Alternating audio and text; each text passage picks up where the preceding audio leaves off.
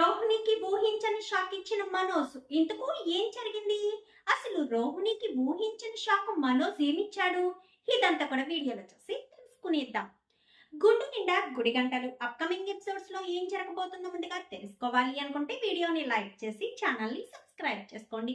మొత్తం మీద చూసుకున్నట్లయితే ఇంకా బాలు తప్పు చేయలేదని మీనా నిరూపించడంతో అది ఎంతో గర్వంగా సత్యం ఇంటికి వచ్చి మనోజ్ కి రోహిణికి అలాగే ప్రభావతికి గట్టిగానే వార్నింగ్ ఇచ్చినట్టుగా చెప్తాడు. ఎందుకంటే బాలుని మనోజు రోహిణి ఇటు ప్రభావతి నోటికొచ్చినట్టల్లా మాట్లాడి ఎప్పుడు బాలు మీద చెయ్యెత్తని సత్యం కూడా చెయ్యెత్తేటట్టు చేసేసరికి బాలు తప్పు చేసే మనిషి కాదని సత్యానికి తెలిసినా అక్కడ ఎలాంటి ఆధారం లేదు కాబట్టి బాలు గురించి తప్పుగా అర్థం చేసుకుంటాడు సత్యం. అయితే ఎప్పుడైతే తన కొడుకు తప్పు చేయలేదన్న విషయం తెలుసుకున్న సత్యం చాలా చాలా సంతోషపడిపోతాడు. నా కొడుకు నేను పెట్టుకున్న నమ్మకాన్ని చెడగొట్టాడు అనుకున్నాను, కానీ మీనానిచ్చి పెళ్లి చేయడం వల్ల నేను చాలా మంచి పని చేశాను. లేదంటే మీనా బాలు గురించి ఇంతెలా ఆలోచించేది కాదు. ఒక భర్త తప్పు చేశాడు అంటే భర్త నుంచి విడిపోవాలని ప్రతి భార్య కోరుకుంటుంది. తాగి వస్తే గొడవ పెడుతుంది, కానీ మీనా లాంటి భార్య దొరకడం నా కొడుకు అదృష్టం. ఆ రోజు తొందరపడి బాలుకి ఇష్టం లేకపోయినా మీనానిచ్చి పెళ్లి చేసి ఆ తర్వాత తప్పు చేశాను అనుకున్నాను, కానీ బాలు లాంటి వాడికి మీనా లాంటి అమ్మాయినిచ్చి పెళ్లి చేయడం వల్ల ఎంతో మంచి అదృష్టం దొరికింది. తల్లి ప్రేమ దక్కకపోయినా భార్య ప్రేమ తల్లి ప్రేమను మరిపించేటట్టుగా ఉంది అని సత్యం లోపల చాలా సంతోషపడతాడు. ఏంటి మామయ్య అంత ఆనందంగా ఉన్నారు? మీ అబ్బాయి తప్పు చేయలేదని నిరూపించినందుకు కానీ కాదమ్మా, నీలాంటి సుగుణాల అయిన కోడలు నా కొడుకుకు భార్యగా దొరికినందుకు అని చెప్పాను. కానీ అదేంటి మామయ్య, మీరు నన్ను కోడలుగా చేసుకున్నది మీరే కదా అనగానే, నిన్ను కోడలుగా చేసుకోవాలనుకున్నది మనోజ్కి ఆ అదృష్టం దక్కలేదు. బాలుకి తల్లి ప్రేమ లేదు కాబట్టి అప్పటికప్పుడు నిర్ణయం తీసుకుని బాలుకి నీకు పెళ్లి చేసి ముడిపెట్టాను. కానీ బాలు నువ్వు ఎలా ఉంటారో, బాలు అసలే కోపిష్టి, పైగా తాగేవాడు, పెద్దలు మాట గౌరవం మొన్న నాకు తప్ప ఎవరికి విలువనివ్వనివాడు. నిన్ను ఎలా చూసుకుంటాడో, అనవసరంగా తొందరపడి పెళ్లి చేసి నీ గొంతు కోసానా అని నేను అప్పట్లో బాధపడేవాణ్ణి. కానీ ఇప్పుడు అర్థమవుతుంది, నీలాంటి అమ్మాయి నా కొడుకుకు భార్యగా దొరికినందుకు చాలా చాలా సంతోషంగా ఉంది.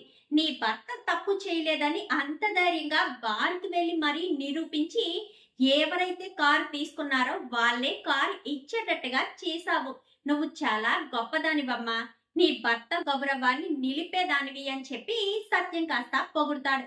నేను చేసింది ఏముంది మావయ్య, ఆయన తప్పు చేయలేదని నేను తెలుసుకున్నాను, అందుకే ఆయనకి గౌరవం దక్కాలి. ఆయన మీద పడ్డ నింద, ఆయన్ని మోసం చేసి ఎవరో ఇదంతా కుట్ర చేస్తున్నారని తెలుసుకున్నాను కాబట్టే నిరూపించగలిగాను అని చెప్పి మేనైతే చెప్తుంది.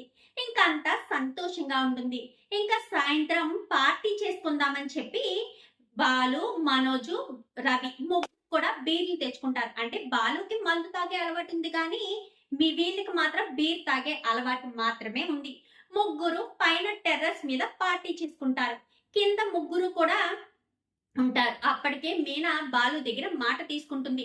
ఎట్టి పరిస్థితుల్లో మందు తాగొద్దు, మందు తాగడం వల్లే కదా మీ మీద నింద పడింది, నా కోసం మీరు మందు తాగడం మానేలేరా అని చెప్పి మీనా కాస్త బాలు దగ్గర మాట తీసుకోవడంతో బాలు తాగనని చెప్తాడు.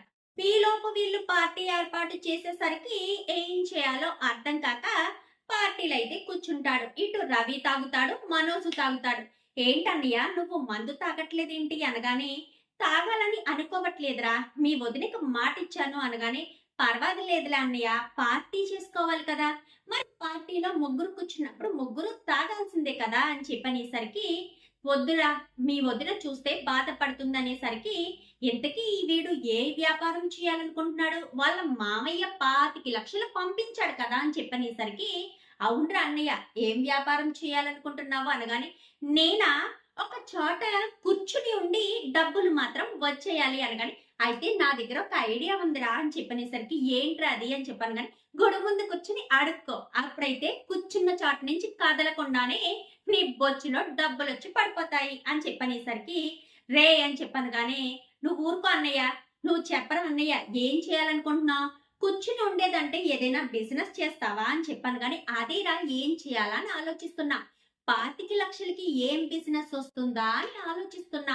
అని చెప్పి అనేసరికి వీళ్ళ ముగ్గురు పైన మాట్లాడుకుంటారు కదా ఇంకా రోహిణి శృతి మీనా ముగ్గురు కింద ఉంటారు ఏంటి పైన హడావిడి జరుగుతుంది అనగానే మీకు తెలీదా ఏంటి పైన పార్టీ చేసుకుంటున్నారు కదా అని చెప్పి శృతి అనేసరికి ఏంటి పార్టీ చేసుకుంటున్నారు బాలు మళ్ళీ మందు తాగుతున్నాడేమో ఆయన మందు తాగనని నాకు మాట ఇచ్చారు అని చెప్పి మీనా అంటుంది ఏంటి మీనా మాటిస్తే బాలు తాగకుండా ఉంటాడా మొదట తాగేది బాలునే బాలుకి మందంటే చాలా ఇష్టం అని చెప్పాను కానీ లేదు ఈ రోజు గొడవ జరిగింది కదా అందుకు మందు తాగనని నాకు మాట ఇచ్చారు అని చెప్పాను కానీ సరే మీనా పందెం వేసుకుందాం బాలు ఏ ముందు తాగుతాడు అని చెప్పనేసరికి సరే పదాన్ని ముగ్గురు కూడా సైలెంట్ గా వెళ్ళాలి అని సైలెంట్ గా వస్తారు వచ్చేసరికి ఏంట్రా నిజంగానే మీ మామగారు 25 లక్షలు ఇచ్చారా అనగానే ఏంటి మా మామగారు 25 లక్షలా అని చెప్పనేసరికి అవునన్నయ్య నీకు మీ మామయ్య గారు 25 లక్షలు పంపించారు కదా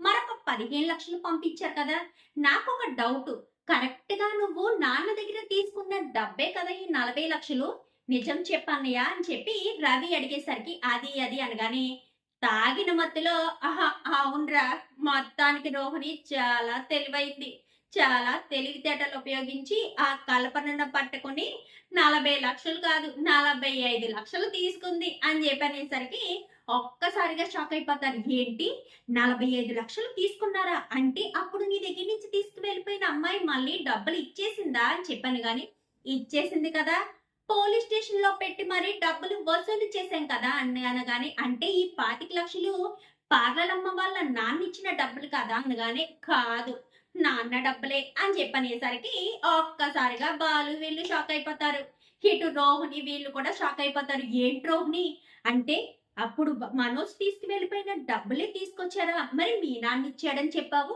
అంటే అబద్ధం చెప్పావా అంటూ మాట్లాడేసరికి అది అనగానే మనోజ్ అబద్ధం చెప్పడు ఏదైనా నోట్లోంచి మాట బయటకు వచ్చేస్తుంది పైగా తాగున్నాడు ఈ విషయం అర్జెంటుగా అత్తయ్య వాళ్ళకి చెప్పాలి అనేసరికి గబగబా కిందకొస్తారు అత్తయ్య మామయ్య అంటూ ఇంకా మీనా పిలిచేసరికి ఏంటి అనగానే మామయ్య గారు మీకు ఒక విషయం చెప్పాలి అనగానే అవును అంకుల్ ఒక విషయం చెప్పాలి అనేసరికి ఏంటి అనగానే పైన అని చెప్పనేసరికి ఏంటి పైన అనగానే పైన ముగ్గురు కలిపి మందు తాగుతున్నారు కదా అక్కడ ఒక విషయం బయటకు వచ్చింది రోహిణి వాళ్ళ నాన్న పంపించాడని 25 లక్షలు తీసుకొచ్చిందే ఆ 25 లక్షలు వాళ్ళ నాన్న పంపించినవి కాదత్తయ్య మామయ్య గారి డబ్బులు అదే మనోజ్ దగ్గర నుంచి ఆ కల్పన ఎవరో తీసుకుని వెళ్ళిపోయిందే 40 లక్షలు అది 45 లక్షలు వసూలు చేశారంట అని చెప్పనేసరికి ఒక్కసారిగా రోహిణి షాక్ అయిపోతుంది ఈ లోపు మనోజ్ కాస్త కిందకి వస్తాడు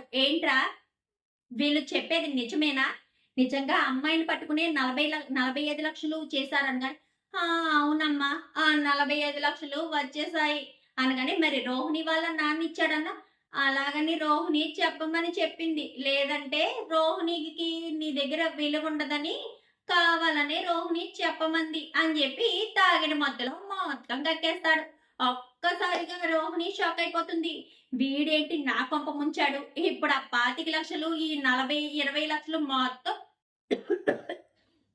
45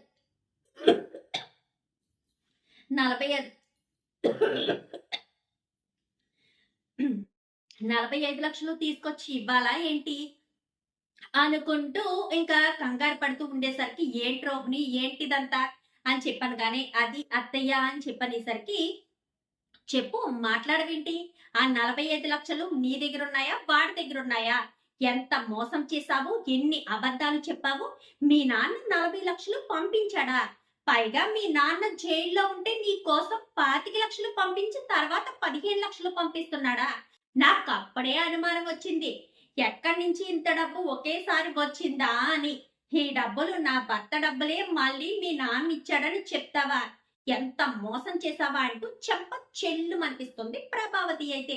ఒక్కసారిగా రోహిణికి చుక్కలు కనిపిస్తాయి. ఎందుకంటే అప్పటి వరకు రోహిణిని నెత్తి మీద పెట్టుకున్న ప్రభావతి కాస్త ఎప్పుడైతే రోహిణి అబద్ధం చెప్పిందన్న విషయం బయటపడిందో అప్పుడే ప్రభావతి రోహిణికి చుక్కలు చూపించడం మొదలు పెడుతుంది. ఎందుకంటే వాళ్ళ నాన్న పంపించకుండానే వాళ్ళ నాన్న పంపించాడని రోహిణి అబద్ధం చెప్పడంతో ఎందుకు అబద్ధం చెప్పింది? నిజంగా వాళ్ళ నాన్న మలేషియాలో ఉన్నాడా?